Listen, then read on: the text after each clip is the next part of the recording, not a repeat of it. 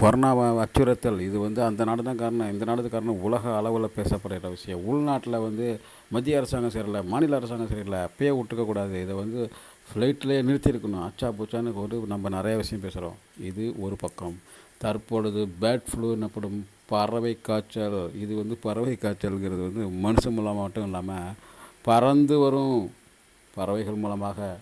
ஆகையினால் நாம் முக்கியமாக ஒரு விஷயத்தை பண்ணிக்கணும்.